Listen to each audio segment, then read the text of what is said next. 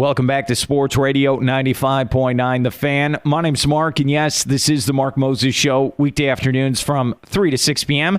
And right now here on the Club 52 hotline, good friend of mine from the great state of Iowa, works for Fox Sports. We're going to talk some college hoops and NBA draft talk. We'll recap everything. His name is Reid Forgrave, and follow him on Twitter at Reid Forgrave. Reid, how you doing today, man?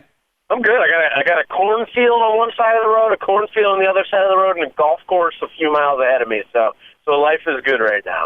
Well, I appreciate coming on. I could see you're living the good life there in the Midwest without me.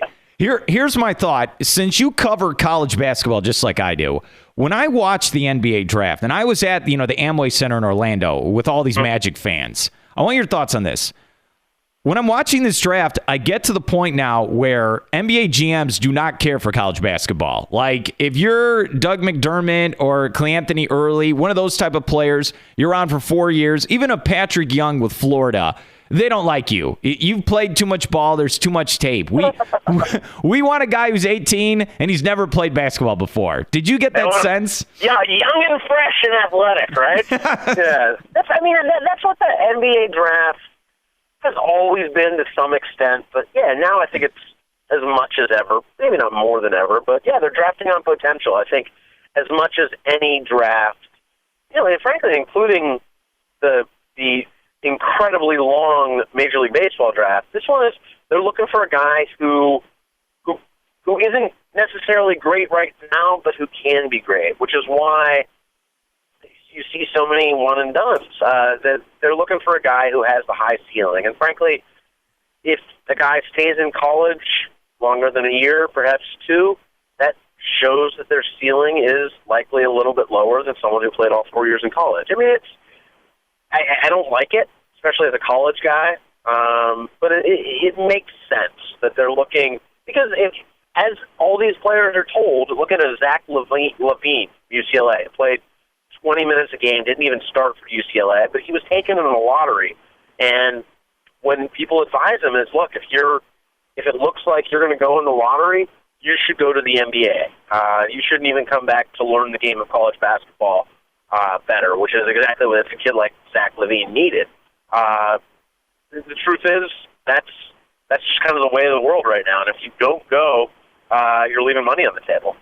We're here with Reid Forgrave, Fox Sports. What about Joel Embiid? I mean, a guy who learned to play basketball a couple years ago, hurts his foot. He's still taken with the third pick in the draft. I know it's to Philadelphia and they're insane, but it's yeah, they are insane, but it's kind of like this guy didn't accomplish anything. He didn't play in the tournament. I mean, am I confused on something here? Explain to me the love of Joel Embiid then. So he is the ultimate idea of what he could be, but what he is not right now. What he is an incredible physical specimen, a 7-footer who can move like a 6-footer, very nimble on his feet. His background in soccer and volleyball means excellent footwork in basketball, counterintuitively, and he's picked up the game incredibly quickly. Coaches talk about how he just grew exponentially during that 1 year at Kansas. He's always been, even before that foot injury a week before the draft, he's always been the gambler's pick because of that troublesome back. Whenever you have back injuries or foot injuries or worse, have both of them in a 7-footer, that's worrisome to say the least. They're taking a gamble on him. The ceiling for him, what everyone says, is Hakeem Olajuwon. He has that sort of skill set, a big man who can score and block shots and who is just do things that not many big men can do, just by natural athletic ability. But the floor on him is the guy picked right after Hakeem Olajuwon in the 1984 draft, and we all know him as the worst draft pick of all time, Sam Bowie. So it is a huge gamble by the Sixers. It's a gamble that is very much lessened by the fact that the Sixers had the 10th pick in that draft, and they had 7 picks in both rounds, so they can take a couple gamblers in there. I like that pick by the Sixers, but he could turn out to be nothing. We're here at the Reid Forgrave, FoxSports.com. Follow him on Twitter at Reid Forgrave, recapping the NBA draft. Okay, I know you love mid-major players. You love the Doug McDermott. I do. Yes, you do. I don't remember talking about Peyton from Louisiana Lafayette, and he went to the Magic in a trade. I don't know if I remember him playing basketball this past season. Do you? I do. When I first saw him, this is when he kind of first burst on the national scene. It was about a year ago at the Team USA under-19 team tryouts. He was the surprise pick for that team that ended up going on and winning gold in the national championship, in the World Championships. I think it was in Prague last summer. And people saw him. People saw him as a leader, as an incredibly athletic defender, as an excellent passer, as a guy who really, really needs to work on the shot.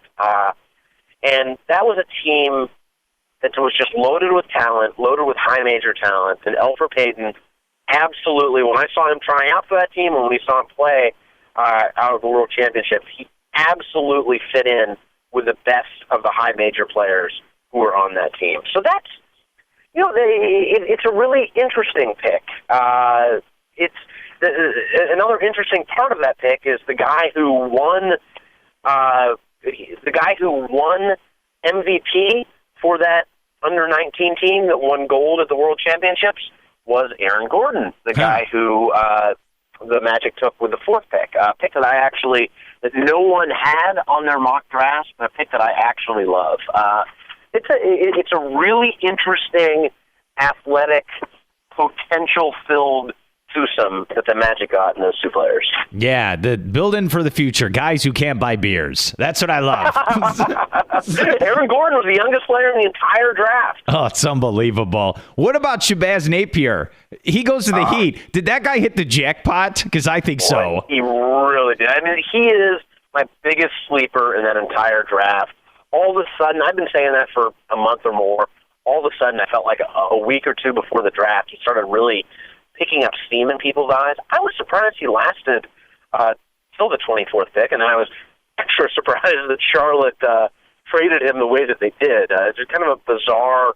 Well, I'm not sure what they had to gain with that pick, but I think he's going to be a phenomenal pro. A guy who is I think ready-made for the NBA. The only knock on him, I guess there's two knocks on him.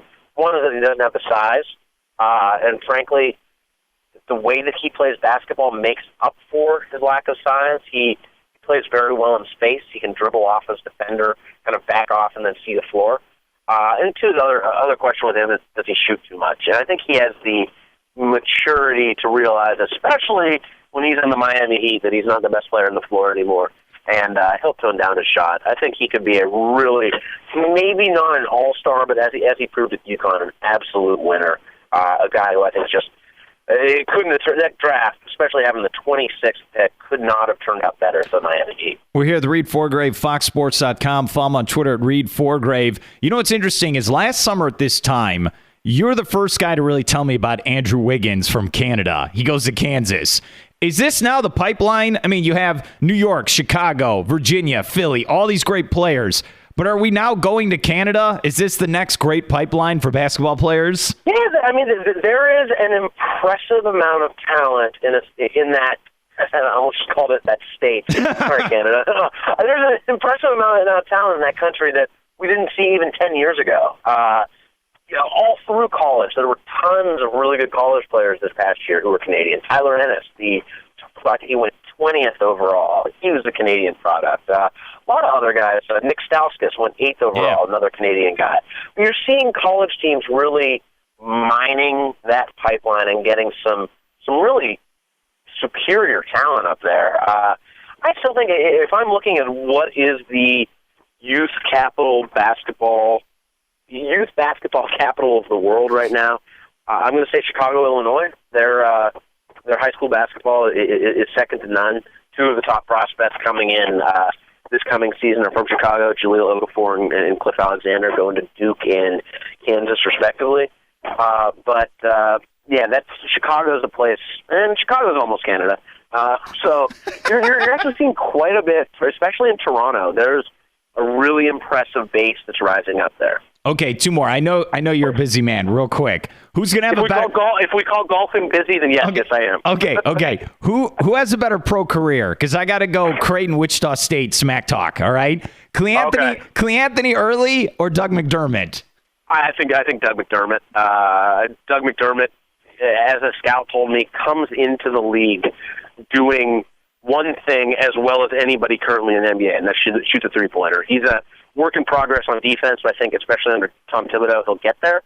Cleanthony early, I think, as a second-round pick, is a phenomenal pick for Phil Jackson of the Knicks. I think he'll be a very good NBA player, especially for a second-round pick. But his ceiling, not as high as Doug's. A more athletic player than Doug McDermott, but just the way that kid shoots the three is so valuable, and the way the NBA is right now. Okay, last question. On your Twitter account, it shows a video of you talking draft with Andy Roddick, okay? And he's with Fox Sports 1. Yeah, and you two are talking draft, and I'm like, who cares about the draft?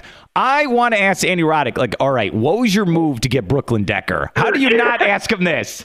How was Brooklyn Decker's move to get Andy Roddick? Man, he's the prize in that relationship. Yeah, that's very well played by him. That's I think he sets the standard to which we all aspire, and I nearly reached with my lovely, lovely wife. Oh yeah, look. My dad, he loves Battleship. He watches it 400 times a day on HBO. So I think maybe he needs to be asking the questions instead of me. I love it, man. That's awesome. Yeah. Reid Forgrave, FoxSports.com, talking NBA draft and, a new NBA season. Reid, appreciate the insight, and I hope I can get you on again. Absolutely, Mark. Always good coming on, man.